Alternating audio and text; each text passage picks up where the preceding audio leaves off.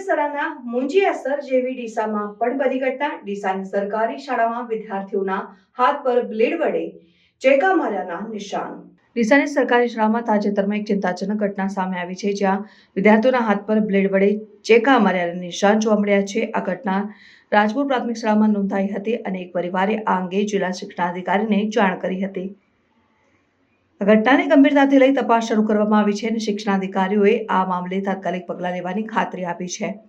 તાલુકા શિક્ષણાધિકારીના જણાવ્યા અનુસાર આ કાપા વિદ્યાર્થીઓએ રમતા શરત ઉપર માર્યા હતા અને આ ઘટનાને ધ્યાનમાં રાખીને શિક્ષણાધિકારીઓએ વિદ્યાર્થીઓને હિંસક પ્રવૃત્તિઓથી દૂર રહેવા અને આ પ્રકારના ગેમ ન રમવા માટે સૂચનાઓ આપી છે।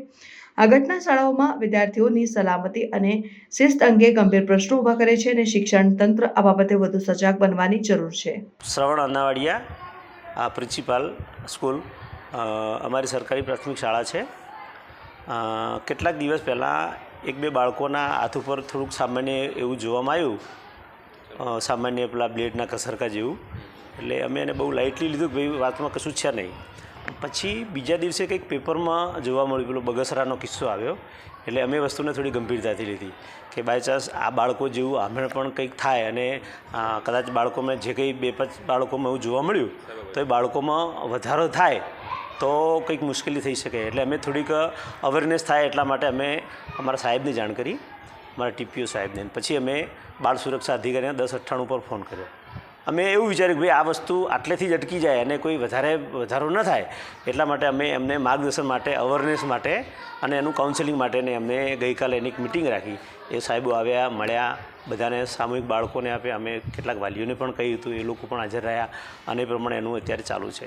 એ લોકો એવું સંશોધન કરે છે કે બાળકો ઉપર મનોવૈજ્ઞાનિક કોઈ અસર છે, કોઈના કંઈ કહેવાથી વાત છે।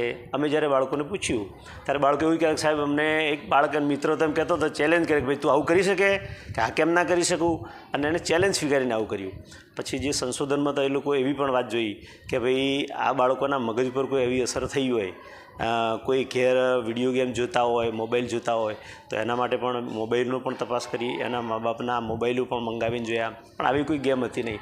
એટલે હાલ સંશોધન ચાલુ છે એટલે બીજી વાત ના કહી શકીએ, પણ આ ટાઈપની અવેરનેસનો અમે અમારી શાળામાં કાર્યક્રમ કર્યો અને બાળકોને સારી વસ્તુ અમારા માટે એ છે કે જે પણ બાળકો હતા એનું જ છે, એમાં કંઈ વધારો ઘટાડો કંઈ જોવા નથી મળ્યો। કેટલા બાળકો છે આવા? એ લગભગ 8 બાળકો ઉપર જોયા હતા અને કેટલાક છોકરાને એમાં જોયું ને તેમાં તો ઘણા સમય પહેલું થોડા ઘણું વાગેલું અને લીસોટા હતા, પણ પેલા છોકરાઓ એકબીજાને બતાવે ને એટલે ક્યાંક થોડા ઘણો લીસોટો થયેલો હોય અને તો ઘણો સમય થયો અને રૂજ પણ આવી ગયો। ઓકે સાહેબ, એવું થઈ શકે કે આમાં ઓનલાઈન જે ગેમ રમે છે ને એના કારણે કદાચ આ બાળકો ભોગ બને? હવે આ સંશોધનનો વિષય છે અને એના માટે એના જે અધિકારીશ્રીને અમે જે બોલાવેલા એમણે એના અનુસંધાને પણ ચર્ચા કરતા હતા। એ તો બધી રીતના પાસાઓને અભ્યાસ કરતા હતા કે બાળકો ઉપર કેવી રીતે અસર થઈ, કોઈના કહેવાથી થઈ છે, કોઈ એનું વાતાવરણ કામ કરે છે, એના કોઈ એવા મિત્રોની અસર છે કે વિડીયોની અસર છે। એટલે હજુ કોઈ ચોક્કસ તારણ ઉપર નથી આવી શક્યા, પણ અત્યારે એનું સંશોધન એમના લેવલે ચાલુ છે।